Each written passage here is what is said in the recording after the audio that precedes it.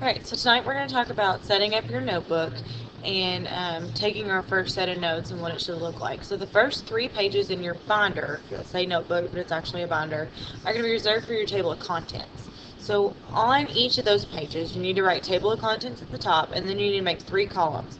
You need to make 1 column for the date, 1 column for the title, and 1 column for the page number. This is going to help you to stay organized for whenever you take notebook quizzes and things. So there will actually be notebook quizzes about every 2 weeks. So as long as you stay organized and write what I tell you to write, you should be fine on those. So each page of your notebook, when you take notes, will end up looking like this. You'll have the date in the top left-hand corner, the title in the middle, and the page number at the top right. You'll need to write things down like the learning target for that day, and then continue your notes from there, like all your examples and stuff. So, we're going to take a sample set of notes tonight, and it's going to be titled The First Week of High School. You're going to have the date in the top left-hand corner, the page number, and all your learning targets. So this is what my screen will look like. So when you go to write it in your notes, it should look like this. You should have the date in the top left-hand corner, the page number in the top right, and the title in the middle, and then below that your learning targets, and then you're going to continue to write your notes from there on those following bullets. So if you need to pause this, you may. Also make sure that you go back and fill all this into your first spot in your table of contents, so you'll be able to find it in the future.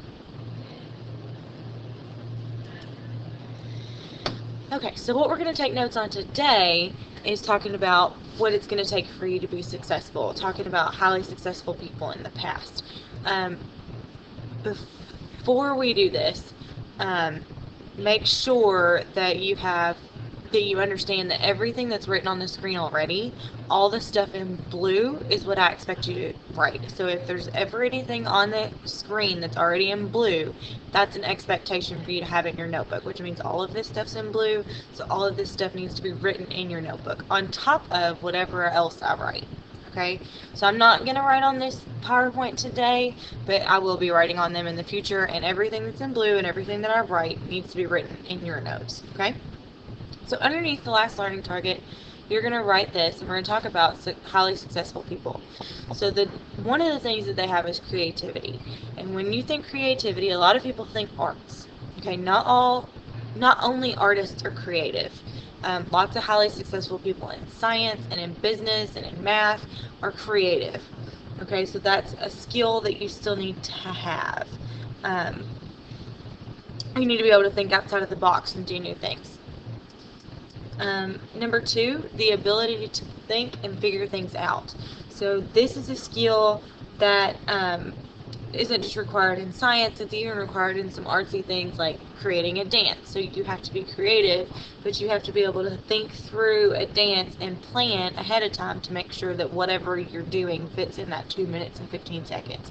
Same thing with writing. You'll see in English that you're going to do what's called a T chart, where you pre-write.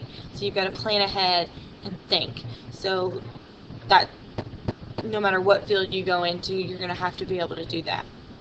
Number 3, the ability to self-teach. If you're in the top of your field, there's nothing new to learn from other people. So you're going to have to be creative again and think and figure things out again, just like in number 2, but you're also going to have to self-teach yourself new things and new ways to think about stuff, things that haven't been done before. Number 4 is a big one that I'm going to push for in here, and it's having a positive attitude.